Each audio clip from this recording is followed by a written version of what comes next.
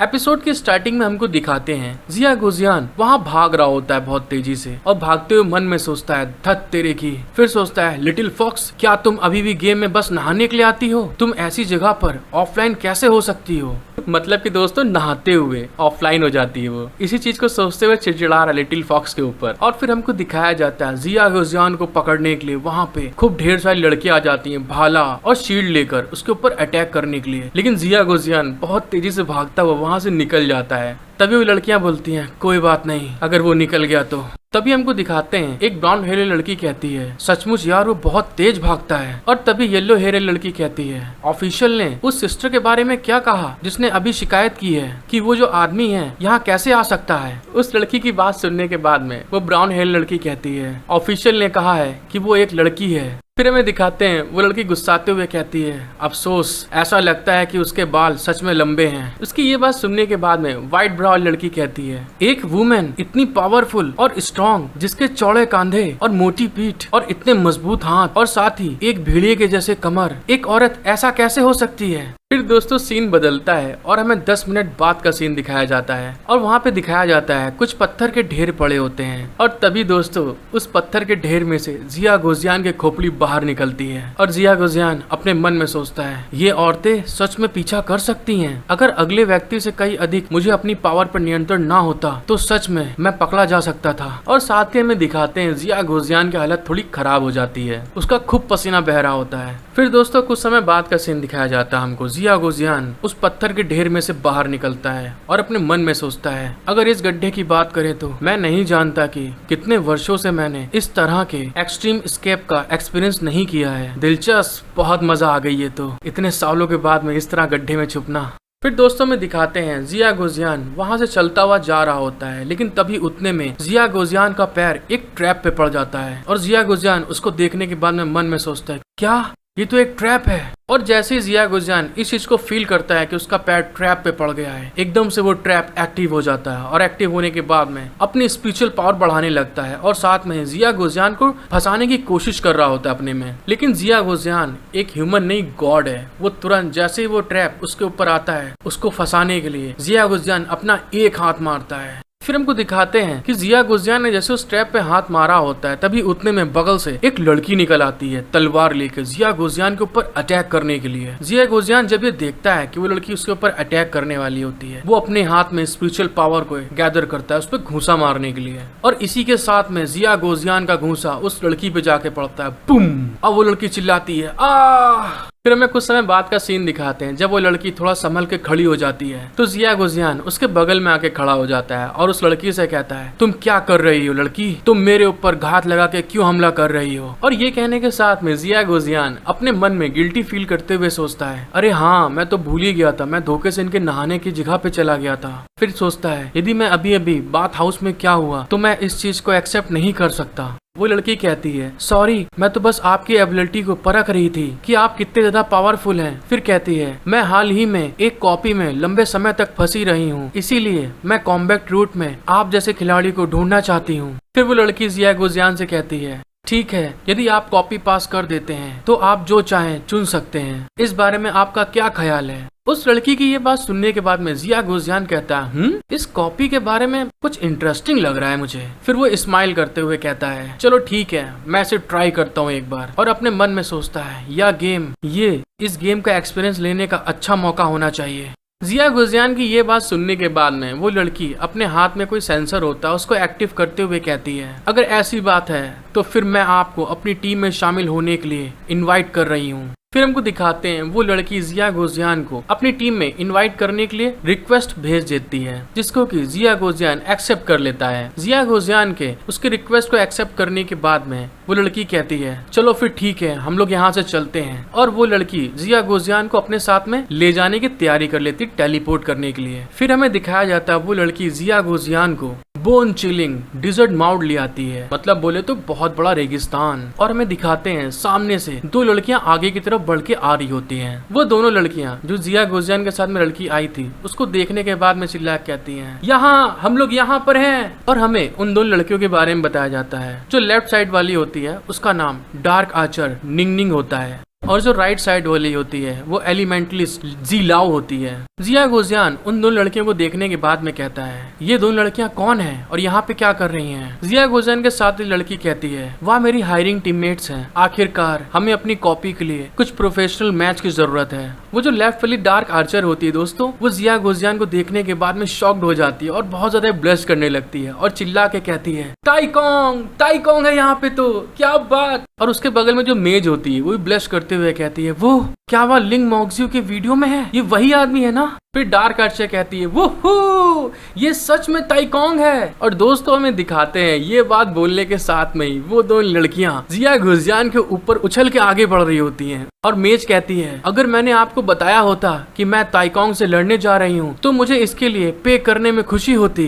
Dark Archer कहती है टाइकोंग मैं आपकी बहुत बड़ी फैन हूँ, आपसे मिलने के बाद तो मैं दीवानी हो गई हूँ। जब जिया गुजियान देखता है इस तरह से वो भागती हुई आ रही है उसके ऊपर कूदने के लिए, वो एकदम चिल्ला के कहता है रुको, 1 मिनट रुक जाओ, आप अचानक इतने ज्यादा उत्साहित क्यों हो गए हैं? फिर दोस्तों हमें दिखाया जाता है जिया गुजियान को वो दो लड़कियां पकड़ के खड़ी हो जाती हैं और उसके साथ में फ्लर्ट कर रही होती हैं। तभी वो चश्मे लड़की कहती है मैंने कुछ दिनों तक यहाँ पर ध्यान नहीं दिया, मुझे पता चला कि टाइकोंग के कैरेक्टर के लिए एक आदमी ने काम किया है। फिर कहती है अच्छा ऐसी बात है, टाइकोंग की अपीयरेंस काफी ज्यादा ही सुटेबल है, लेकिन मुझे नहीं पता था कि उसने इतना अच्छा एक्टिंग किया है कि लड़कियां उसकी दीवानी हो गई हैं। उस लड़की की ये बात सुनने के बाद में जिया गुजियान शॉक्ड होते हुए कहता है क्या? तभी वो डार्क आर्चर हंसते हुए कहती है क्या आप भी डेक्सिया के अतीत देखती हैं? दोस्तों वो सीरीज की बात कर रहे हैं जिसमें कि जिया गुजियान काम कर रहा था, एक्टिंग कर रहा था। डार्क आर्चर की ये बात सुनने के बाद में वो व्हाइट हेयर लड़की कहती है यही वो किताब है जिसे मैंने लिखी थी। उस चश्मे लड़की की ये बात सुनने के बाद में जिया गुजियान और वो दो लड़कियां एकदम शॉक्ड हो जाती हैं। जिया गुजियान चिल्ला के बोलता है क्या ये किताब तुमने लिखी है? क्या आप द जिया मियाओ के ऑथर जियाओ मेई हैं? जिया गुजियान की ये बात सुनने के बाद में वो जो चश्मा लड़की होती है वो थोड़ा ब्लश करते हुए कहती है क्या जियाओ जियो बहुत ज्यादा फेमस है? मुझे उसकी प्रतिरूपण करने की आवश्यकता नहीं है, मैं सही कह रही हूँ ना? वो ये बात बोल ही रही होती तभी उतने में जिया गुजियान वहाँ से निकल के जाने लगता है, जिसको देखने के बाद में वो चश्मे लड़की थोड़ा शॉक्ड हो जाती है और जिया गुजियान से कहती है क्या आप जा रहे हैं यहाँ से? उसकी ये बात सुनने के बाद में जिया गुजियान स्माइल करते हुए कहता है मैं वहाँ कॉपी के पास ले जाने में आपकी मदद कर रहा हूँ ताकि आप वापस जाकर अपडेट कर सकें। और दोस्तों इसी के साथ जिया गुजियान के आगे एक टेलीपोर्ट होल ओपन हो जाता है। जिया गुजियान की ये बात सुनने के बाद में वो जितनी भी लड़कियां होती हैं सब उसे चिल्ला के बोलती हैं हे रुक जाओ, अरे रुको तो। तभी ब्लैक आर्चर कहती है मैं पहले भी ऑफलाइन रही हूँ और अचानक अब मेरा सामना अगर बॉस के साथ हो गया तो मैं उससे कैसे लड़ूंगी? फिर दोस्तों सीन शिफ्ट होता है और वहाँ के बारे में बताया जाता है जायंट बैटलशिप के अंदर, और हमें दिखाते हैं वहाँ पे बैटलशिप का बॉस आ जाता है जो कि बहुत भयानक होता है और जिसके आगे अपना जिया गुजियान खड़ा होता है फाइट करने के लिए। और तभी वो जो बैटलशिप का बॉस होता है वो अपनी एनर्जी को रिलीज करने लगता है। एपिसोड की शुरुआत में दिखाते हैं हमको जिया गुजियान उस टेलीपोर्टेशन होल से अंदर आ जाता है जहाँ पर बॉस होता है और जिया गुजियान की फाइट उस बॉस के साथ हो रही होती है। वो बॉस अपने हाथों में एनर्जी को गैदर करता है और जिया गुजियान पे अटैक करने वाला होता है, लेकिन तभी जिया गुजियान अपने बहुत ढेर सारे शैडो क्लोन बना लेता है और वो सारे के सारे शैडो क्लोन्स उस बॉस के ऊपर अटैक करने के लिए आगे बढ़ रहे होते हैं। जैसे ही वो शैडो क्लोन आगे बढ़ रहे होते हैं तभी उतने में वो जो बॉस होता है अपने दोनों हाथों में एनर्जी गैदर करके उनके ऊपर फायर करने वाला होता है, लेकिन तभी उतने में जिया गुजियान बॉस के पीछे से जंप करता हुआ बाहर निकलता है और निकलने के साथ में अपने सिर्फ 2 फिंगर से उसके माथे पर अपनी 2 फिंगर से एनर्जी गैदर करके स्टिक करता है, जिससे कि उसकी पावर इतनी ज्यादा होती है कि वो बॉस वहीं पे टूटना स्टार्ट हो जाता है और उस बॉस को मारने के बाद में वो वहाँ से जंप करता हुआ पीछे की ओर आ रहा होता है। लेकिन तभी उतने में वो जो तीनों लड़कियां होती हैं टेलीपोर्टेशन होल से वो इस साइड की ओर आ रही होती हैं। वो जैसे ही अंदर आती हैं और बॉस के हाल देखती हैं, वो डार्क आर्चर कहती है ये बहुत ज्यादा स्ट्रॉन्ग है और साथ में बहुत ज्यादा हैंडसम भी है। तभी दूसरी देखकर कहती है बॉस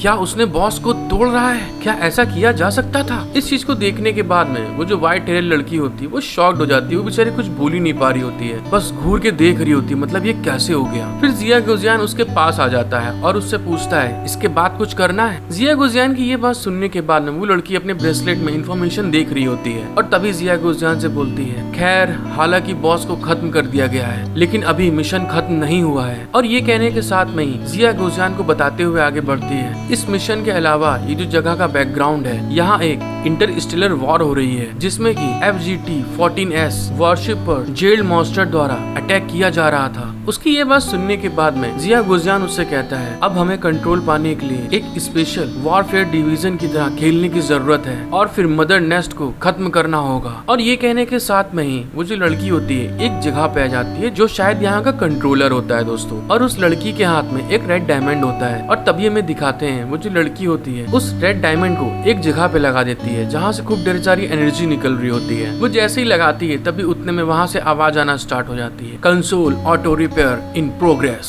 फिर जैसे ही ये चीज हो रहा होता है तभी उतने में वहाँ पे अलर्ट आना स्टार्ट हो जाता है, वार्निंग वार्निंग। उस वार्निंग को सुनने के बाद में वो लड़की बहुत ज्यादा शॉक्ड हो जाती है और थोड़ा घबरा भी जाती है और तभी उसको बताया जाता है बड़ी संख्या में अननोन क्रिएचर्स अटैक करने के लिए आ रहे हैं। और तभी हमें दिखाते हैं दूसरे साइड में गोल्डन कलर के खूब ढेर सारे गार्ड टाइप आ रहे होते हैं और सिस्टम इनसे कहता है प्लीज अच्छे से इसे कंट्रोल करें और इस जगह को गार्ड करें। और वो सारी लड़कियां और अपना हीरो उस क्रिएचर को देख रहा होता है आते हुए। तभी हमें दिखाते हैं उसमें से एक क्रिएचर व्हाइट हेयर लड़की के पास में आ जाता है अटैक करने के लिए, जिससे कि वो बहुत ज्यादा डर जाती है। लेकिन तभी अपना हीरो एकदम से वहाँ पहुँचता है और उसके ऊपर अटैक करता है। जब वो मेज लड़की देखती है कि खाली हाथ से लड़ाई कर रहा है तभी उतने में वो एक गन को सम्मन करती है और अपने हीरो की तरफ फेंकते हुए कहती है ब्रदर टाइकोंग इसका यूज करें। जिया गोजियान उस चीज को देख के बहुत शॉक्ड होता है क्योंकि इससे पहले तो कभी इसने ये चीज देखी नहीं होती, ये क्या है। और तभी जिया गोजियान उस गन को पकड़ लेता है और दोस्तों ये सच में गन नहीं है, ये तोप है पूरी, इतनी ज्यादा बड़ी होती है। और जिया गोजियान इसको पकड़ने के बाद कहता है ये पार्टिकल कैनन गन है। और फिर हमको दिखाते हैं जिया गोजियान ने उस पार्टिकल कैनन गन से बस एक फायर किया होता है और वहाँ पे जितने भी अननोन क्रिएचर्स आए होते हैं सारे के सारे वहाँ टुकड़े टुकड़े में बिखर जाते हैं। उस कैनन की इतनी ज्यादा पावर होती है।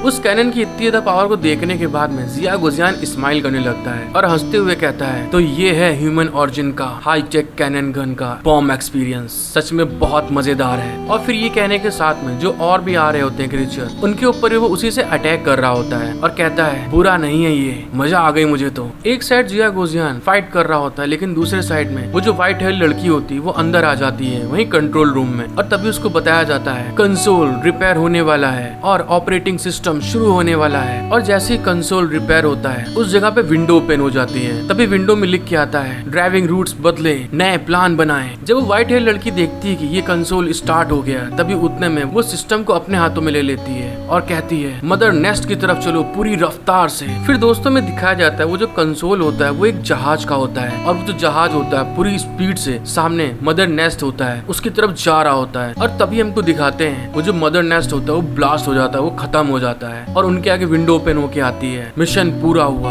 मिशन खत्म करने की rating level SSS super perfect level, additional reward का सेटलमेंट होना प्रोग्रेस में है। फिर हमें दोस्तों कुछ समय बाद का सीन दिखाया जाता है। जिया गोजियान और वो लड़कियां सब दोबारा टेलीपोर्ट होकर उसी जगह पे आ जाती हैं जहाँ से वो गई थी। वहाँ पे आने के बाद में मेज कहती है हमारी कॉपी शुरू से लेके अंत तक केवल 2 मिनट की लगती है। मैंने सही कहा ना। उसकी ये बात सुनने के बाद में वो जो आर्चर लड़की होती है वो जिया गोजियान की तरफ खूब प्यार से देखते हुए कहती है ऐसा किसने कहा, मेरा ब्रदर टाइकोंग बहुत ज्यादा पावरफुल है। फिर हमें दिखाते हैं वो जो व्हाइट हेयर लड़की होती है वो जिया गोजियान से बोलती है वैसे देखा जाए तो उस बॉस की इंडिविजुअल पावर लेवल 4 के हाई सेगमेंट जितने पावरफुल गार्ड के बराबर थी। आपने 3rd लेवल के अर्ली स्टेज में एक वॉरियर को कुछ ही सेकंड में कैसे मार डाला। उस लड़की की ये बात सुनने के बाद में जिया गोजियान उससे कहता है यह सच में बहुत सरल है, हर एक सिस्टम की अपनी खुद की कमजोरी होती है, मैं सिर्फ उस वीक पॉइंट को भेदने पर ध्यान केंद्रित करता हूँ। जिया गोजियान की ये बात सुनने के बाद में वो जो व्हाइट हेयर लड़की होती है अपने मन में चिड़चिड़ाते हुए कहती है लेकिन मुझे लगता है कि तुम एक स्पाइक हो, तुम तो ऐसे बोल रहे हो जैसे कि तुम एक पत्ते के मेंढक हो जो उछल के गए, पत्ते बैठे और वापस चले आए। ये सच में पागल बना रहा है। मन में गुस्सा लेने के बाद में वो लड़की जिया गोजियान से कहती है आप बहुत ज्यादा पावरफुल हैं, कंट्री की सेवा ना करना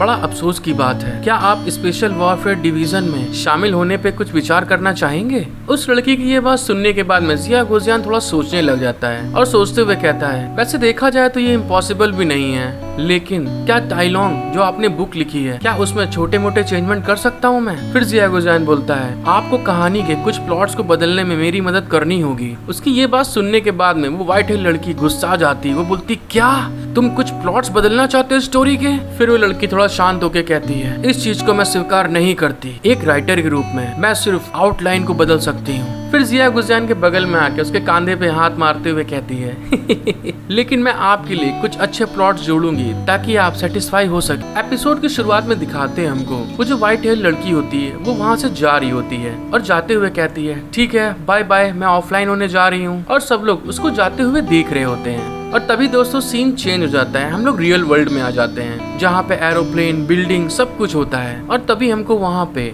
डिप्टी कमांडर को दिखाया जाता है जो कि एक स्क्रीन में कुछ देख रहे होते हैं। जब वो देख रहे होते हैं तभी उतने में यान वुयू वहाँ पे आ जाती है और उनको सल्यूट करती है और सल्यूट करते हुए कहती है डिप्टी टीचर आप मुझे ढूंढ रहे हैं, आपके कहने पे मैं यहाँ पे आ गई हूँ। और तभी हमको दिखाते हैं वो जो डिप्टी टीचर जो देख रहे होते हैं स्क्रीन के अंदर, वो हमारे जिया गुजियान की स्टोरी होती है जो उसने एक्टिंग करी थी लिंग मोक्जियो के साथ में। और वो डिप्टी टीचर उस वीडियो को देखते हुए कहते हैं क्या आपने ये वीडियो देखी है, आप इस वीडियो को देखने के बाद में कैसा महसूस करती हैं। फिर वो सोचते हुए कहते हैं ताइकोंग की एक्टिंग बहुत दिलचस्प है। दरअसल देखा जाए तो मुझे नहीं लगता कि वह ऐसा व्यक्ति है, वो इतनी बढ़िया एक्टिंग कैसे कर सकता है। फिर वो जिया गुजियान के बारे में सोचते हुए बताते हैं जहाँ तक लिंग मोक्जियो का सवाल है मैं ऐसा नहीं सोचता हूँ कि वो इतनी अच्छी एक्टिंग करती है। डिप्टी टीचर की ये बात सुनने के बाद में कमांडर यान वुयू अपने मन में सोचती हैं ये तो बड़ी अजीब बात है, डिप्टी टीचर का मूड आज इतना ज्यादा बढ़िया क्यों है। फिर डिप्टी टीचर कहते हैं क्या आप इस एक्टर को जानती हैं? यान वुयू उनको बताती है ये जिया गुजियान है, यिन जियारू के बॉयफ्रेंड।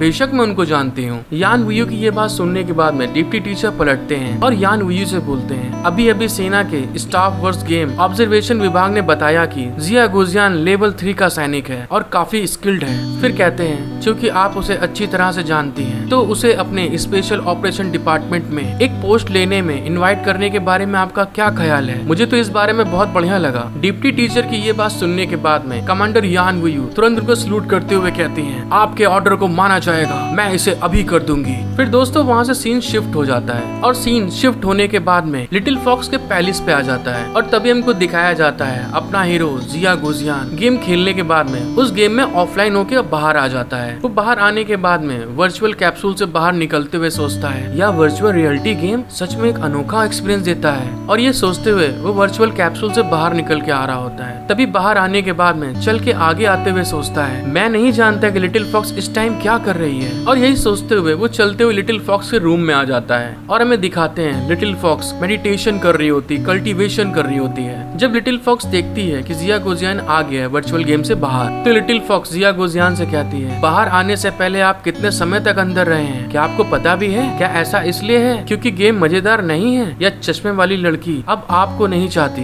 लिटिल फॉक्स की ये बात सुनने के बाद में जिया गुजियान शॉक्ड हो जाता है और शॉक्ड होते हुए कहता ये तुम्हें कैसे पता चला कि वो एक चश्मे वाली लड़की थी? जिया गुजियान की बात सुनने के बाद में लिटिल फॉक्स कहती है बेशक मैं एक लिटिल फॉक्स स्पिरिट हूँ, मैं सब कुछ जानती हूँ। फिर ये कहने के बाद में वो जिया गुजियान की तरफ देखने लगती है और अपने मन में सोचती है मैं इस गेम की वाइस प्रेसिडेंट हूँ, क्या ये जानना आसान नहीं है कि आप वहाँ क्या कर रहे हैं? और ये कहने के साथ में वो कल्टीवेशन प्लेस जहाँ बैठी होती है वो वहाँ से उछल के नीचे आ जाती है और नीचे आते हुए कहती है चलो ठीक है हम इस बारे में बात नहीं करते हैं, ठीक है। और ये कहने के बाद में जिया गुजियान को आंख मारते हुए कहती है क्या आप उस गेम में फंस गए हैं? जाओ जाओ ठीक है, सिस्टर तुम्हें टास्क के लिए ले जा रही है। उसकी ये बात सुनने के बाद में जिया गुजियान उससे कहता है आप ये नहीं भूल रहे हैं कि वहाँ केवल एक ही गेम केबिन है। उसकी ये बात सुनने के बाद में लिटिल फॉक्स स्माइल करने लगती है और तभी हमें दिखाते हैं वो एकदम से जिया गुजियान को उसके सर से बाहों में भर लेती है और उसके एकदम क्लोज आने के बाद में फ्लर्ट करते हुए कहती है इस गेम का डिजाइन हमारी ही कंपनी ने बनाया है और इसे ऐसा बनाया गया है कि दो लोग एक साथ एक केबिन में एंटर कर सकते हैं। क्या आप इस चीज को मेरे साथ आजमाना चाहते हैं? दोस्तों इसकी इस हरकत के साथ में जिया गुजियान एकदम शॉक्ड हो जाता है, पसीने आने लगते हैं उसके। और तभी हमें दिखाते हैं जिया गुजियान के ब्रेसलेट में अलर्ट आने लगता है। जिया गुजियान का ब्रेसलेट ड्रिप ड्रिप आपके पास एक न्यू वीडियो रिक्वेस्ट है कर रहा होता है। जब जिया गुजियान अपने ब्रेसलेट में देखता है तो यान वुयू का वीडियो कॉल आ रहा होता है। लिटिल फॉक्स उसको देखने के बाद सोचती है यान वुयू कॉल कर रही है। जिया गुजियान यान वुयू के कॉल को रिसीव करता है। तभी यान वुयू उस तरफ से कहती है जिया गुजियान सुपीरियर ने अचानक आपको स्पेशल वॉरफेयर डिवीजन में लाने के लिए कहा है, आपका उस जगह पे आने और सुपीरियर से बात करने पे क्या ख्याल है? जब लिटिल फॉक्स देखती है यान वुयू ने कॉल किया है वो गुस्सा आ जाती है क्योंकि दोस्तों हमेशा जब भी कोई रोमांटिक पल आता है यान वुयू तुरंत कॉल कर देती जाती है, कबाब में हड्डी बन जाती है। तभी लिटिल फॉक्स यान वुयू के ऊपर गुस्साते हुए कहती है, अरे क्या तुम सच में चाहती हो कि मेरी फैमिली का गुजियान आपका सब ऑर्डिनेट बने? फिर कहती है, तुम्हारी ऐसा करने की हिम्मत कैसे हुई? जिया गोजियान लिटिल फॉक्स को इतना ज्यादा गुस्साते हुए देख के जिया गोजियान उसको संभालते हुए यान वुयू से कहता है, मैं अभी किसी से जुड़ने के लिए सहमत नहीं हूँ, इसीलिए मैं बस आपका कंसंट्रेट बनूंगा। और ये कहने के साथ में जिया गोजियान अपने मन में सोचता है, जियाओ जियू सच में सेना में है, अगर ऐसा नहीं होता तो यान वुयू मेरे ऑफलाइन होते ही मुझे कॉल क्यों करती? जिया गोजियान की ये बात सुनने के बाद में यान वुयू बहुत ज्यादा खुश हो जाती है और उसे थम्स अप करते हुए कहती है, आपने जो मुझे इन्फॉर्मेशन दी है ये तुरंत फाइल में दर्ज कर दी जाएगी और फैमिली फिर से यह कहने का साहस करेगी कि आप एक फालतू दामाद हैं। फिर दोस्तों वीडियो कॉल में स्टाइल जताते हुए कहती है, अगर किसी ने भी ऐसा कहने की हिम्मत दिखाई तो उसको हमारी मिलिट्री की बॉक्सिंग पावर दिखाऊंगी मैं। और दोस्तों में दिखाते हैं दूसरी तरफ यान वुयू की बात का जो असर हो रहा होता है वो सीधे लिटिल फॉक्स के हार्ट पे हो रहा होता है और वो इरिटेट हो रही होती है उसकी बातों से। और ये कहने के बाद में यान वुयू जिया गोजियान से फ्लर्ट करते हुए कहती है, वैसे ऑफलाइन होने से पहले मैं आपको वीडियो के लिए एक सुझाव दूंगी, क्योंकि आप एम्परर ताइकोंग हैं, इसलिए कुछ कंकोबाइन आपके लिए रखना कोई दिक्कत वाली बात नहीं है। यान वुयू की बात को जिया गोजियान बहुत ध्यान से सुन रहा होता है। तभी यान वुयू हंसते हुए कहती है, वैसे मैं आपको ये बताना चाहती हूँ कि लिंग मोक्जियू की साजिश को शीघ्र ही उखाड़ फेंके आप और उसको अपने बिस्तर में लाइए और वहाँ लाने के बाद में मस्त सीन दिखाइए। और दोस्तों जैसे ही लिटिल फॉक्स ये बात सुनती है वो तो एकदम आग बबूला हो जाती है, खिसिया जाती है बुरी तरीके से और गुस्साते हुए यान वुयू से कहती है, तुम्हारी ये छोटी सी वीडियो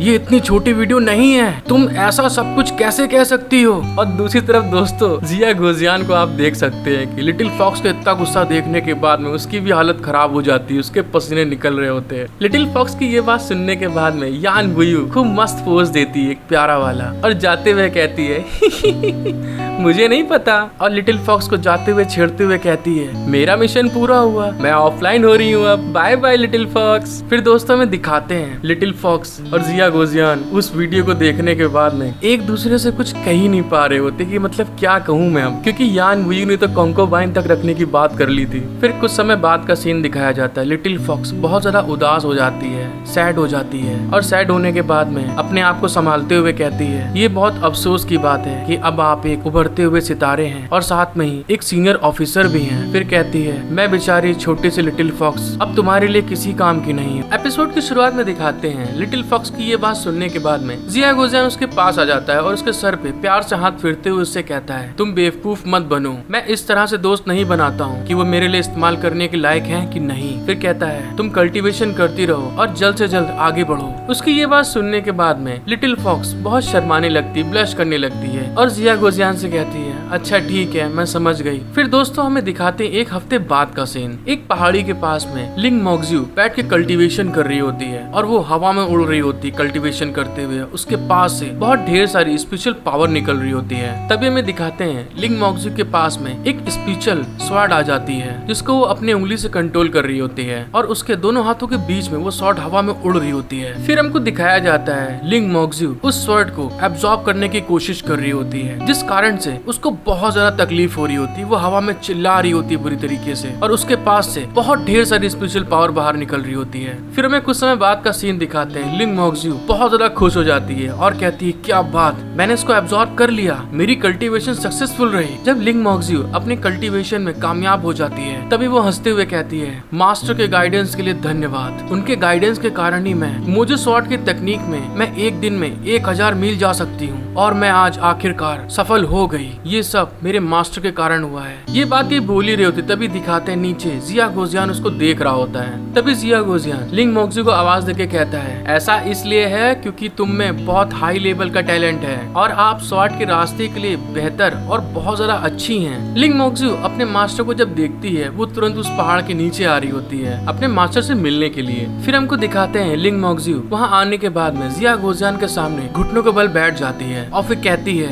मास्टर मोजू को नहीं पता कि भुगतान कैसे करना है आपको। फिर ये कहने के बाद में लिंग मोक्जियो वहाँ ब्लश करने लगती है और शर्माते हुए जिया गोजियान से कहती है, वैसे ये कैसा रहेगा, आप पिछली बातों के लिए जो मुझसे गलतियाँ हुई थी उसके लिए आप मुझे सजा दीजिए। उसकी ये बात सुनने के बाद में जिया गोजियान कहता है, ओहो अच्छा तुम्हें सजा लेनी है। फिर ये बात कहने के बाद में जिया गोजियान लिंग मोक्जियो के पास में आ जाता है और उसके फेस को अपनी उंगली से ऊपर करते हुए कहता है, अगर मैं ऐसा कह सकता हूँ तो आप सच में उस सीन के लिए मेरे कर्जदार हैं जो आपने नहीं किया अभी तक। और दोस्तों लिंग मोक्जियो बहुत ज्यादा ब्लश कर रही होती है उसकी बात सुनने के बाद में। जिया गोजियान की ये बात सुनने के बाद में लिंग मोक्जियो ब्लश करते हुए एकदम से खड़ी हो जाती है और कहती है, अरे हाँ मैं इसका अरेंज करने जाती हूँ। फिर कहती है, आइए सीधे नई बातचीत के कंटेंट के लिए वहाँ पे चलते हैं। फिर हमें दिखाते हैं लिंग मोक्जियो और जिया गोजियान के ब्रेसलेट में एकदम से कुछ अलर्ट आता है। जब जिया गोजियान अपने ब्रेसलेट को खोल के देखता तो कहता और हमें दिखाते हैं वहाँ पे एक टेक्स्ट अलर्ट आया होता है, डेक्सिया स्टोरी का चैप्टर अपडेट हो चुका है जिसकी थीम है टूटे हुए बो को कौन संभाल रहा है। जब लिंग मोक्जियो उसको देखती है तो बहुत खुश हो जाती है और हंसते हुए कहती है, अरे वाह क्या बात, मुझे विश्वास नहीं हो रहा है कि इसे अभी अभी अपडेट किया गया है, तो हम बस चलते हैं इसे शूट करते हैं, मैंने सही कहा ना। और तभी दोस्तों में दिखाते हैं वहाँ पे जिया गोजियान के लिए एक स्क्रिप्ट आ जाती है जो कि बहुत बड़ी होती है और अगर मैं इसको पढ़ूंगा तो बहुत टाइम चला जाएगा, तो इसीलिए मैं इसको पॉज कर दूंगा, आप देख लीजिएगा। फिर हमें दिखाते हैं उस स्क्रिप्ट को पढ़ने के बाद में लिंग मोक्जियो थोड़ा ब्लश करने लगती है क्योंकि दोस्तों उसमें पप्पी लेने की बात चल रही होती है। फिर वहाँ दूसरी स्क्रिप्ट आती है और उसमें लिखा होता है, औरत ने ताइकोंग का कॉलर पकड़ लिया और कुछ देखने के लिए उसे फाड़ दिया। ताइकोंग भी जुएर की तरफ झुक गए और औरत के कपड़ों को परत दर परत निकालते चले गए। दोस्तों जब जिया गोजियान इसको पढ़ता है तो वो भी ब्लश करने लगता है और अपने मन में सोचता है, क्या ये नोवेल का जो प्लॉट है जो मुझे प्रसन्न करता है। फिर अपने मन में सोचता है वो जरूर कुछ कर रही है। फिर दोस्तों में दिखाते हैं वो सब सोचने के बाद में अपना सर पकड़ लेता है और घबराते हुए कहता है, ओफो अगर ये इतना ज्यादा शर्मनाक है तो इस प्लॉट को फिल्म में नहीं लिया जाएगा। और दूसरी साइड हमको दिखाते हैं लिंग मोक्जियो उसको देखने के बाद में पूरी तरह ब्लश कर रही होती जैसा कि आप देख सकते हैं। फिर हमें दिखाते हैं लिंग मोक्जियो जिया गोजियान से बोलती है, मास्टर ये इतना भी खराब नहीं है, ये ठीक है, ये तो बस खाली एक नॉर्मल एक्टिंग है, इतना तो मूवी में चलता रहता है, आप इतना क्यों सोच रहे हैं, मुझे इसमें कोई दिक्कत नहीं है। और ये कहने के साथ में हमें दिखाते हैं लिंग मोक्जियो अपने मन में घबराते हुए ब्लश करते हुए सोचती है, रुको क्या मैं मास्टर के आगे अपनी बाहों को फैला रही हूँ और उनको गले लगा रही हूँ। फिर सोचती है ये मेरी सबसे पहली किस होने वाली है। फिर दोस्तों सीन चेंज हो जाता है और हमें दिखाते हैं जिया गोजियान और लिंग मोक्जियो अपने वही एक्टिंग वाले ड्रेसअप में हो जाते हैं। लिंग मोक्जियो वही स्क्रिप्ट के अकॉर्डिंग बोलती है, योर मैजेस्टी अगर हैंगी यह कर सकते हैं तो मैं भी यह कर सकती हूँ। उसकी ये बात सुन के जिया गोजियान कहता है, आप किस तरह की व्यक्ति हैं जो इस तरह से मुझे सर्व कर सकती हैं। मुझे डर है कि यदि आप मुझसे सहमत नहीं है तो आप मुझसे लड़ना नहीं चाहेंगी। ये बात सुनने के बाद में वो ब्लश करने लगती है और तभी जैसा स्क्रिप्ट में लिखा था वो उसके कॉलर को पकड़ के खींच लेती है। और फिर हमको दिखाते हैं कॉलर को पकड़ के खींचने के बाद में लिंग मोक्जियो जिया गोजियान के होंठ पे होंठ ले जाके उसको किस कर लेती है और साथ में ही दोनों के दोनों बहुत बुरी तरीके ब्लश कर रहे होते हैं। फिर ये होने के बाद में हमें दिखाया जाता है लिंग मोक्जियो जिया गोजियान के गले में बाहें डाल के उसको पकड़े होती है और ब्लश करते हुए कहती है, योर मैजेस्टी क्या मैं सचमुच उसकी तरह सुंदर नहीं हूँ। इसको सुनने के बाद में जिया गोजियान भी बहुत ब्लश कर रहा होता है और फिर हमें दिखाते हैं जो स्क्रिप्ट में नहीं होता है वो होना भी शुरू हो जाता है। लिंग मोक्जियो लेती है फिर से जिया गोजियान को खूब कस के पकड़ के चुम्मी चाटी करना शुरू कर देती है और जिया गोजियान भी फीलिंग में बहता चला जा रहा होता है। उसका हाथ देखिए कहाँ जा रहा नीचे वाला। और दूसरे साइड डायरेक्टर कट कर रहा होता है लेकिन कोई सुनने को तैयार ही नहीं है। फिर जब डायरेक्टर देखती है कि इन लोग सुन नहीं रहे हैं वो एकदम चिल्लाते हुए पास आ जाती है और चिल्ला के कहती है, तुम बदतमीज ठरकी इंसान, तुम हमारी प्रेसिडेंट लिंग के साथ में क्या करना चाहते हो। फिर चिल्लाते हुए कहती है, प्रेसिडेंट लिंग ये आदमी आपका जानबूझकर फायदा उठा रहा है। लिंग मोक्जियो इसकी ये बात सुनने के बाद में गुस्साते हुए कहती है, तुम क्या बकवास कर रही हो, जाहिर तौर पर या मैंने जानबूझकर किया है। उसकी ये बात सुनने के बाद में डायरेक्टर कहती है, ये आपका पहला ऑन स्क्रीन पेट सीन है। फिर डायरेक्टर को दिखाते हैं कि डायरेक्टर बहुत ज्यादा घबराई हुई होती है और लिंग मोक्जियो से कहती है, आपने कोल्ड गॉडीज का इस प्रकार का नाटक कभी नहीं शूट किया है। प्रोड्यूसर की ये बात सुनने के बाद में लिंग मोक्जियो बहुत ज्यादा गुस्सा आ जाती है और गुस्साते हुए चिल्ला के कहती है, चुप रहो और फिर से अपने काम पर जाओ। फिर ये बात बोलने के बाद में दोस्तों में दिखाते हैं लिंग मोक्जियो अपने मन में सोचती है, मेरे अच्छे कामों को खराब मत करो, तुम इतना बढ़िया मेरे को मौका मिला था, तुमने सब खराब कर दिया प्रोड्यूसर। फिर दोस्तों सीन चेंज हो जाता है और हमको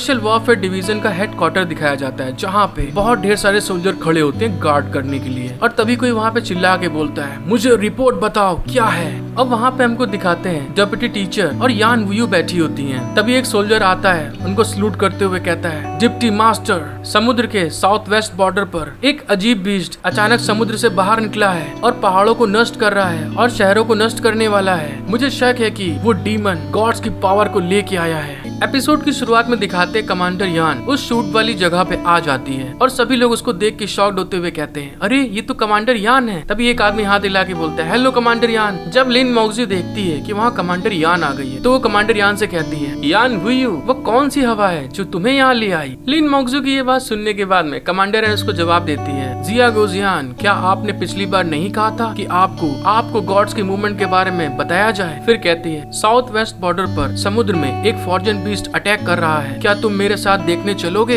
यान वुयू की ये बात सुनने के बाद में जिया गोजियान उससे कहता है, सुपरवाइजर का आदेश ना मानने की हिम्मत कैसे होगी। तभी मिस यान लिंग मौक्जी को तरफ घूर के देख रही होती है। फिर वो लिंग मौक्जी की तरफ इशारा करते हुए जिया गोजियान से कहती है, तो ठीक है, हम चलते हैं, ये बहुत जरूरी है, तो अपनी औरत को अलविदा कहो और तुरंत चलते हैं। ये कहने के बाद में सीन चेंज हो जाता है। फिर दोस्तों हमारा सीन फाइटिंग एरिया की तरफ आ जाता है, जहाँ पे खूब ढेर सोल्जर एक पहाड़ के पास खड़े होते हैं और उसके चारों तरफ ड्रोन उड़ रहे होते हैं। और दोस्तों फिर हमको पता चलता है ये जो जगह है ये साउथ वेस्ट बॉर्डर है, जहाँ पे वो फॉर्जन बीस्ट आया हुआ है। और हमें सामने दिखता है कि जितने भी जहाज होते हैं, फाइटर प्लेन होते हैं, सब के सब उस बीस्ट के ऊपर बमबारी कर रहे होते हैं, खूब ढेर सारी मिसाइलें दाग रहे होते हैं। फिर हमें दिखाया जाता है वो जो बीस्ट होता है उसके ऊपर खूब ढेर सारी मिसाइलें बूम बाम कर रही होती हैं, जिससे कि उस बीस्ट को गुस्सा आ रहा होता है। और तभी हमें दिखाते हैं उसको इतना ज्यादा गुस्सा आ जाता है कि वो अपनी एनर्जी को रिलीज करना स्टार्ट कर देता है और इतनी ज्यादा एनर्जी रिलीज करता है कि उसके शेल से भी एनर्जी निकलने लगती है, जो कि सीधे लेजर के तरीके उनके जहाजों को काट रही होती है। और एनर्जी रिलीज करने के साथ में ही वो जो बीस्ट होता है वो बहुत ज्यादा ही रोर करता है, जिससे कि उसके मुंह से बहुत ढेर सारी एनर्जी, स्पिरिचुअल पावर बाहर निकल रही होती है। जब स्पेशल वॉरफेयर डिवीजन के लोग देखते हैं कि वो इतना ज्यादा पावरफुल है और साथ में ही वो इतने खतरनाक अटैक कर रहा है, तभी सारे के सारे चिल्ला के बोलते हैं, पीछे हटो, जल्दी पीछे हटो।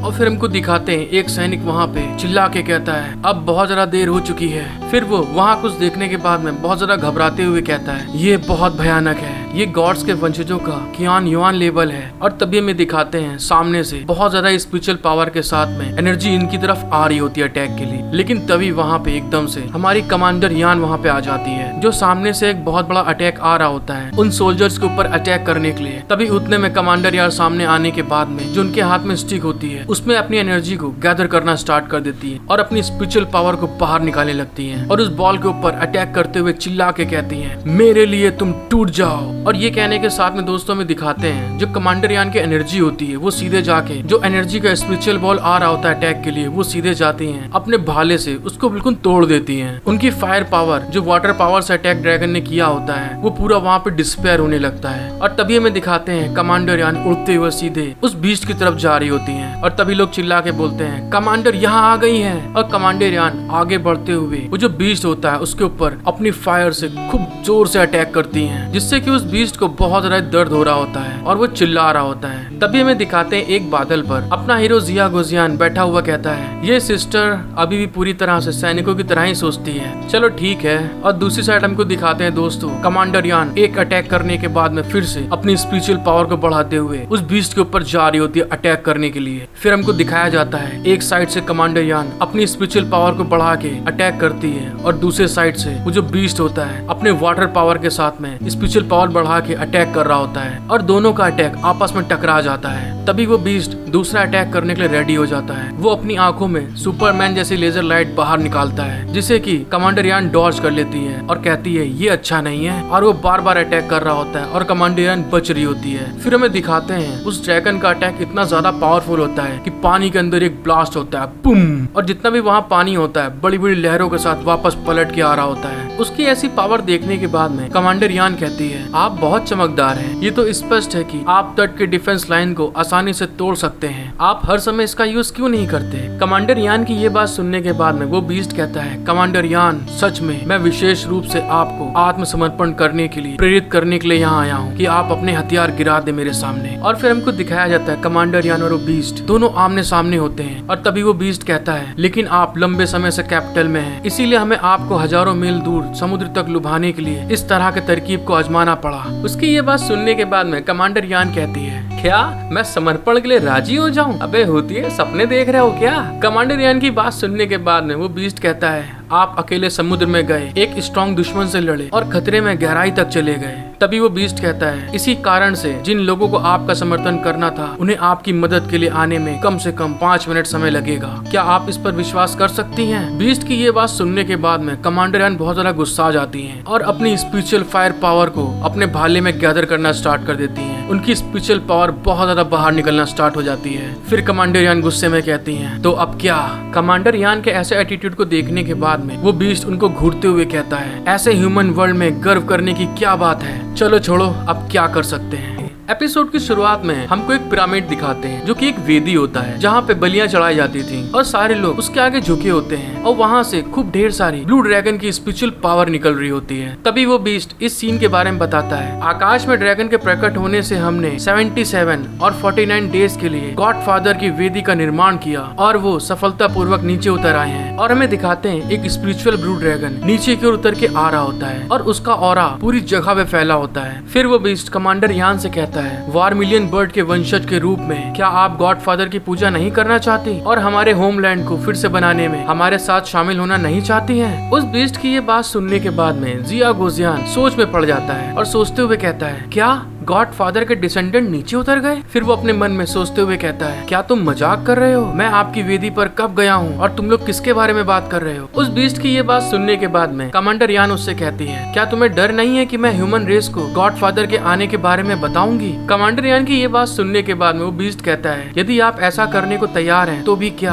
आप इसे रोक सकती हैं? उस बीस्ट की ये बात सुनने के बाद में कमांडर यान अपने मन में सोचने लगती हैं, अपने समय में गॉड फादर निश्चित रूप से ताइकोंग है। अगर वो यहाँ पे सच में आ रहे हैं तो ह्यूमन रेस उनसे लड़ नहीं सकती। जब कमांडर यान ये चीज सोच रही होती है तभी उतने में वो बीस्ट फिर कहता है, कमांडर यान, आप इसे खुद जानती हैं, अगर आपके पास स्ट्रॉन्ग ताकत नहीं है और साथ ही गोंगसेन फैमिली की सुरक्षा भी है तो भी शायद आप कुछ नहीं कर पाएंगी। फिर कहता है, आप एक खाली रिसर्च सब्जेक्ट बन जाएंगे जिसे ह्यूमन लेबोरेटरी में रखना चाहते हैं। फिर हमको कमांडर यान को दिखाया जाता है। कमांडर यान वहाँ खड़ी होकर सोच रही होती है। तभी उतने में वो बीस्ट कहता है, मेरा मानना है कि आप मुझसे बेहतर जानती हैं कि कितने लोगों ने आपको छोड़ दिया है और आपकी हत्या करने की कोशिश की है। मैंने सही कहा ना? फिर कहता है, सबसे पहली चीज आपको ये करने की जरूरत है वो ये है कि अपने गॉड फादर की सेवा करें और अपने देश की मिनिस्टर बन जाएं। उस बीस्ट की ये बात सुनने के बाद में कमांडर यान शॉक्ड हो जाती हैं और उससे चिल्ला के कहती हैं, तुम गलत हो। तुमको लगता है कि गोंगसेन ही सिर्फ एक मात्र ऐसा व्यक्ति है जिस पर मैं विश्वास करती हूँ। उसकी ये बात सुनने के बाद में वो बीस्ट हंसते हुए कहता है, अरे तो क्या, कोई भी हो, इससे क्या फर्क पड़ता है? फिर कमांडर यान बहुत ज्यादा गुस्सा आ जाती है और अपनी फायर स्पिरिचुअल पावर को बाहर निकालने के बाद कहती हैं, मैंने इस जमीन के लिए 100 साल तक संघर्ष किया है और हर कोई हार्टलेस नहीं होता है। फिर कहती है, मैं बचपन से ही इस जमीन में रही हूँ और मेरा घर अब यही है। फिर वो अपना भाला हाथ में पकड़ने के बाद में उस डीमन बीस्ट के ऊपर गुस्सा के कहती है, भले ही गॉड फादर उतर आए हों, यदि आप मेरी जमीन पर अटैक करना चाहते हैं तो आपको मुझसे मेरे हाथ में मौजूद भाले से पूछना होगा। फिर उसकी तरफ भाला तान के कहती है, यदि आपको बस इतना ही कहना है तो फिर से क्या लड़ाई करें? फिर कहती है, जब तुम्हारे गॉड फादर आएंगे तो हम फिर लड़ेंगे। कमांडर यान ने ये बात बोली होती तभी उतने में हमको दिखाया जाता है जो स्पेशल वॉरफेयर डिवीजन की जो मिलिट्री होती है पूरी की पूरी दूसरी साइड से सारे के सारे लोग आ रहे होते हैं अटैक करने के लिए उस बीस्ट के ऊपर। कमांडर यान की ये बात सुनने के बाद में वो बीस्ट कहता है, कमांडर यान, आप जल्दी देखेंगी कौन सा पक्ष आपके साथ अच्छा व्यवहार करता है। फिर कहता है, आप निश्चित रूप से अपना मन बदल लेंगी, तब मुझसे आके मिलिएगा। और तभी दिखाते हैं ये कहने के साथ में ही वो जो बीस्ट होता है वो एकदम से वहाँ से टेलीपोर्ट हो जाता है, मतलब गायब हो जाता है। और जैसे ही वो बीस्ट वहाँ से गायब होता है, वहाँ पे एक पानी का बवंडर बन जाता है जो कि बहुत बड़ा होता है। तभी उतने में कमांडर यान के पास एक सोल्जर उड़ के आते हुए कहता है, कमांडर यान, क्या लड़ाई खत्म हो गई है? फिर वो कहता है, नहीं, स्टार्टिंग के विस्फोट को छोड़कर कोई भीषण युद्ध नहीं हुआ है। उसकी ये बात सुनने के बाद में कमांडर यान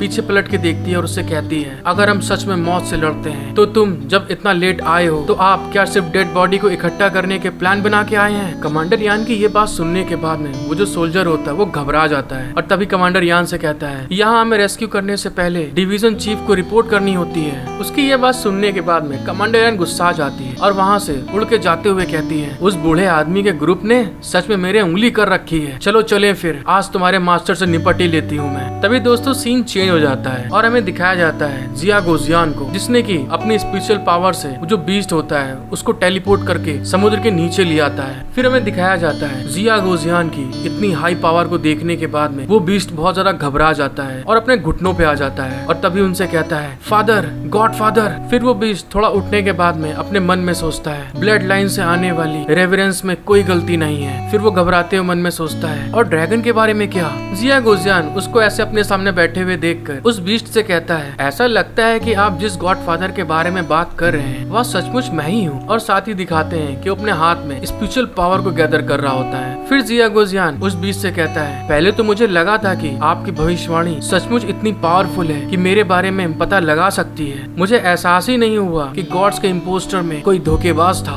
जिया गोजियान की ये बात सुनने के बाद में मुझे सामने बूढ़ा बीस्ट बैठा होता है, वो घबराते हुए कहता है, गॉड फादर जो हमारे 77 और 49 डेज के आह्वान करने के बाद आते हैं। फिर वो बूढ़ा ड्रैगन घबराते हुए चिल्ला के कहता है, वो एक नीला ड्रैगन है और उसकी पावर सच में आपकी तरह ही है। उस बूढ़े बीस्ट की ये बात सुनने के बाद में जिया गोजियान स्माइल करते हुए कहता है, ये तो बहुत मजेदार बात है। ऐसा लगता है कि कोई जानबूझकर नाटक कर रहा है कि मैं आ चुका हूँ। ये बात बोलने के बाद में जिया गोजियान बहुत सीरियस लुक बनाते हुए कहता है, लेकिन क्या आप जानते हैं कि जब मैं उतरा तो मैं आपके पास क्यों नहीं गया? जिया गोजियान की बात सुनने के बाद में वो जो बूढ़ा बीस्ट होता है उसको ग्रीट करते हुए कहता है, मैं गॉड फादर की इच्छा का अनुमान लगाने का साहस नहीं करता हूँ। उस बीस्ट की ये बात सुनने के बाद में जिया गोजियान अपने बाल सेट करते हुए कहता है, क्योंकि बस ऐसे ही जैसे ही मैं ताओ के नियम दिखाता हूँ आप सभी घुटने टेक देते हैं और मेरे नीचे आ जाते हैं। और ये बात कहने के बाद में जिया गोजियान उस बूढ़े बीस्ट के ऊपर फिर गुस्साते हुए कहता है, तो क्या मुझे आपको इंसानों को पीछे ढकेलने, कैंगलोंग स्टार पर हावी होने, जेल्ट पर हमला करने और पूरी आकाश गंगा को एकजुट करने के लिए ले जाना चाहिए? जिया गोजियान की ये बात सुनने के बाद में जितनी भी बात कही थी सारी की सारी उस बूढ़े बीस्ट के सर के ऊपर से निकल रही होती है। तभी वो ओल्ड बीस्ट बड़ी मासूमियत से कहता है, क्या इसमें कोई समस्या है? ऐसा नहीं करना चाहिए क्या? उसकी ये बात सुनने के बाद में जिया गोजियान ऊपर देखते हुए कहता है, आपको पता है कि मैं इतने लंबे समय तक एम्परर बन के रहा हूँ, मैं बार बार वही काम करता रहता हूँ। ये बात कहने के बाद में जिया गोजियान फिर कहता है, एक ऑर्डिनरी इंसान बनना और इंसान की दिलचस्पी, नई तकनीकों का अनुभव करना ये बेहतर है। जिया गोजियान की ये बात सुनने के बाद में वो ओल्ड बीस्ट अपने मन में सोचता है, इस गॉड फादर ने कैसी कैसी कल्पनाएं कर रखी हैं। फिर हमें दिखाते हैं वो ओल्ड बीस्ट ये चीज सोच ही रहा होता है। तभी उतने में जिया गोजियान वहाँ से टेलीपोर्ट होने के बाद में उसके पीछे आ जाता है और उसके पीछे आने के बाद में उसके सींग को पकड़ते हुए कहता है, मेरे दिल में एक चेतावनी का संकेत है, मुझे डर है कि आज यह इतना आसान नहीं है। फिर कहता है, क्या तुम सच में यहाँ सिर्फ यान वुयू को लुभाने के लिए आए थे? जिया गोजियान की ये बात सुनने के बाद में वो ओल्ड बीस्ट कहता है, हम गॉड फादर को धोखा देने का साहस नहीं करते हैं, लेकिन हमारे पास ह्यूमन रेस के भीतर एक जासूस है और थोड़े से उकसाने के साथ हम यान वुयू को अब कुछ समय बाद ट्रस्टवर्थी बना सकते हैं। फिर हंसते हुए कहता है, उस समय यह हमारे व्यापक हमले का दिन होगा। उस ओल्ड बीस्ट की ये बात सुनने के बाद में जिया गोजियान हंसने लगता है। तभी वो ओल्ड बीस्ट जिया गोजियान से कहता है, गॉड फादर की चेतावनी का क्या संकेत है? शायद यान वुयू को इंसानों द्वारा काट दिया जाने वाला है, क्या यही बताना चाहते हैं? उसकी ये बात सुनने के बाद में जिया गोजियान कहता है, ओहो तुम भी, आप यान वुयू को बहुत कम नहीं आंक सकते हैं। एपिसोड की शुरुआत में हमको दिखाते हैं south west border command centre, जहाँ पे वहाँ के चीफ से कमांडर यान वुयू मिलने आई होती है, क्योंकि उसी के कारण इतना लेट हुआ था मिलिट्री फोर्स को आने में। जब यान वुयू कमांड सेंटर के अंदर जाती है तो देखती है वो जो चीफ होता है एक नंबर का ठरकी आदमी होता है, वो दो लड़कियों के साथ में मजे कर रहा होता है। उसको इस तरह से मजे करते हुए देखकर यान वुयू कहती है, कमांडर जोंग, क्या इसी तरह आपने बाहर के सैनिकों को खून से लड़ने का आदेश दिया था? और ये कहते हुए कमांडर यान उसके सामने आके खड़ी हो जाती है और फिर कहती है, क्या आप चाहते हैं कि नौकरानी आपको डांस दिखाएं? और दूसरी साइड हमको दिखाते हैं जो उसके साथ में एक लड़की होती है, उसको मजे से कुछ खिला रही होती है। कमांडर यान की ये बात सुनने के बाद में वो जो कमांडर जोंग होता है वो हंसते हुए कहता है यह सीट लोगों को चोट पहुंचाने के लिए बीस्ट को किनारे पर नहीं जाने देती, ऐसा करना उसका कर्तव्य बन जाता है। फिर उसके बारे में बताया जाता है south west military region division commander Zhang. फिर ये कहने के बाद में कमांडर यान को देखते हुए राल टपकाने लगता है। फिर उससे कहता है लेकिन आप और डीमन आपस में जुड़े हुए हैं, शायद आपकी किसी तरह की मिली भगत है। इसके साथ ही कमांडर जांग की ये बात सुनने के बाद में यान वुयू चिल्ला के कहती है तुम इस तरह से पादना बंद करो। कमांडर यान की ये बात सुनने के बाद में वो बहुत ज्यादा गुस्सा आ जाता है और गुस्साते हुए कहता है यान वुयू ने एनिमी गॉड के साथ गुप्त रूप से बात की थी। फिर चिल्ला के कहता है कोई उसे नीचे ले जाओ। वो इस तरह चिल्ला रहा होता है लेकिन तभी पीछे दिखाते हैं वो जो लड़कियां होती हैं वो घबरा जाती हैं। कमांडर जैंग की ये बात सुनने के बाद में जो उसके साइड में जितने भी सोल्जर होते हैं वो अपनी गन लेके सीधे चले आते हैं और आने के बाद में कमांडर यान वुयू के ऊपर तान देते हैं और उससे कहते हैं प्लीज हमारे साथ चलिए। उन सब की इस तरह की हरकत को देखने के बाद में कमांडर यान वुयू कमांडर जांग से कहती है आपको पता है कि वह ड्रैगन पीछे नहीं हटा है, वह आपके इस तरह से बेवकूफ भरे काम करने का और किसी भी पल जवाबी हमला करने का इंतजार कर रहा है। कमांडर यान वुयू की ये बात सुनने के बाद में कमांडर जैंग बड़े एटीट्यूड में चल के आते हुए कहते हैं ये कमांडर यान को परेशान करने के लिए नहीं है बल्कि कमांडर यान को। और ये कहने के साथ में उसको घूर के देखने लगता है और राल टपकाते हुए कहता है जब आप मिलिट्री कोर्ट में पहुंचेंगे तो मुझे नहीं पता कि आप कितने लोगों को मारना चाहेंगे। और ये बात कहने के बाद में हंसने लगता है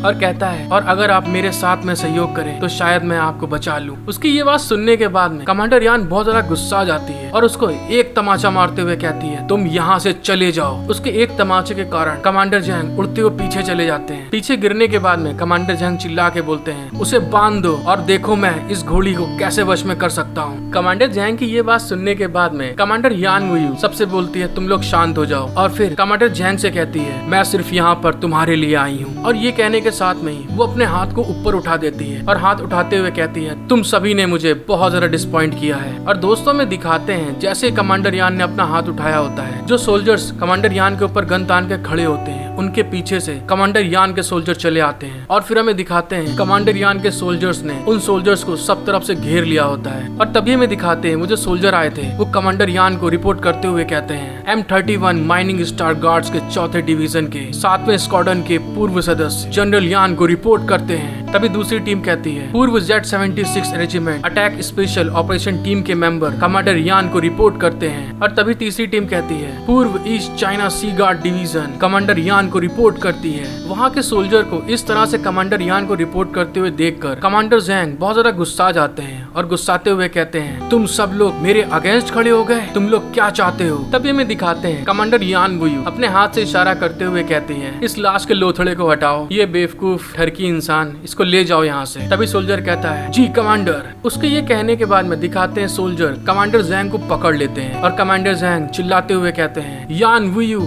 आप एक विरोधी और विद्रोही हैं। फिर कहता है आप ट्रायल के लिए वापस जाने के लिए वेट कर रही हैं, तुम बदसूरत तुम मरोगी। कमांडर जोंग की ये बात सुनने के बाद में यान वुयू बहुत ज्यादा गुस्सा आ जाती है और गुस्से में कहती है ऐसा लगता है कि मैं लंबे समय से एक सीमांत व्यक्ति रही हूँ, कुछ लोग वास्तव में बड़े और छोटे राज्यों के बारे में नहीं बता सकते। फिर ये कहते हुए वो कमांडर जांग के सामने आ जाती है और उससे कहती है क्या आप भूल गए कि मैं सीरियस मिलिट्री ऑफिसर हूँ, ये पद आपसे बहुत ऊंचा है। अगर आप वॉर टाइम के नियमों के अनुसार देखें इस सीट के इस स्थान की डिफेंस का कार्यभार संभालना कानूनी है, ये तुम्हारे बाप की जागीर नहीं है। फिर ये बात बोलने के बाद में यान वुयू बहुत ज्यादा गुस्से में पीछे मुड़ के जाते हुए कहती है इस मोटे सुअर को जेल में डाल दो, मुझे उसकी सुअरों की टर सुनने मत दो। इसके अलावा नोटिस भेजने के लिए डिप्टी कमांडर को सूचित करें। सोल्जर जल्दी करो। तभी सोल्जर बोलता है जी मैडम। और दूसरी साइड दिखाते हैं उस मोटे सुअर को सोल्जर घसीटते हुए ले जा रहे होते हैं और वो ऐसे चिल्ला रहा होता है। फिर दोस्तों को दिखाया जाता है दो सोल्जर उस मोटे सुअर को पकड़ के नीचे गिरा देते हैं और एक सोल्जर अपना जूता उतारता है और अपना मोजा निकालते हुए कहता है उसे बांध दो। क्या आपने नहीं सुना कि जनरल यान ने क्या कहा, इस सुअर की चीखें नहीं सुनना चाहती हैं। उसकी इस तरह की हरकत को देखते हुए कमांडर जैंग चिल्लाते हुए कहते हैं तुम क्या करना चाहते हो, आपकी ये करने की हिम्मत कैसे हुई। और दोस्तों में दिखाते हैं जब वो मोजा उतारता है उसमें से बहुत ज्यादा बदबू निकल रही होती, महक आ रही होती है। कमांडर जैंग ने बस ये बात कही होती तभी उतने में वो सोल्जर मोजा उतारने के बाद में कमांडर जैंग के पास में आकर उसके मुंह में अपना बदबूदार मोजा ठूंसते हुए कहता है मैंने लंबे समय से देखा है कि तुम कमीने और एक भ्रष्ट अधिकारी आंखों को देखने में अच्छे नहीं हो और दूसरी साइड दोस्तों में दिखाते हैं कमांडर जैंग उस बदबूदार मोजे को मुंह में जाने के बाद में बहुत ज्यादा चिल्ला रहे होते हैं, तड़प रहे होते हैं कि मतलब निकालो इसे। फिर सीन बदल जाता है और हमें दिखाते हैं कमांडर यान वुयू को। वो बाहर एक जगह पे खड़ी होती, तभी उतने में एक सोल्जर उनके पास आता है और उनसे कहता है जनरल, डिवीजन जनरल जैंग को कंट्रोल कर लिया गया है और उन्होंने पूरा आदेश ले लिया है कि हमें आगे क्या करना चाहिए। उस सोल्जर की ये बात सुनने के बाद में कमांडर यान वुयू कहती है मैंने मिलिट्री की सारी इन्फॉर्मेशन को डिप्टी कमांडर को सूचित कर दिया है और आदेश का इंतजार कर रही हूँ। फिर हमें दिखाते हैं ये बात बोलने के बाद में कमांडर यान वुयू अपने मन में सोचती है गॉडफादर के डिसेंडेंट यहाँ आ चुके हैं और उनके अलावा इस तरह का काम कोई नहीं कर सकता। और ये सोचने के बाद में वो अपने सोल्जर से कहती है फिर से अपने हथियारों को लोड करो, ये मेरा आदेश है। और तभी हमें दिखाते हैं वो एक बहुत बड़े शिप में होती है शायद, और फिर वो कहती है अब इस डिफेंस लाइन को गार्ड करना बेकार है। उसकी ये बात सुनने के बाद में वो सोल्जर कहता है ठीक है मैडम। फिर हमारा सीन चेंज होता है और हमें फिर से वही पानी के बुलबुले और पानी दिखाते हैं। फिर पानी में हमारा सीन शिफ्ट होकर अपने हीरो जिया गोजियान की तरफ आ जाता है। जिया गोजियान कहता है ताकत के संदर्भ में कियान युआन का एक ग्रुप है और वो जियांग रिल्म सीधे मेनलैंड तक पहुंचा सकता है, आप यहाँ उतरना क्यों चाहते हैं।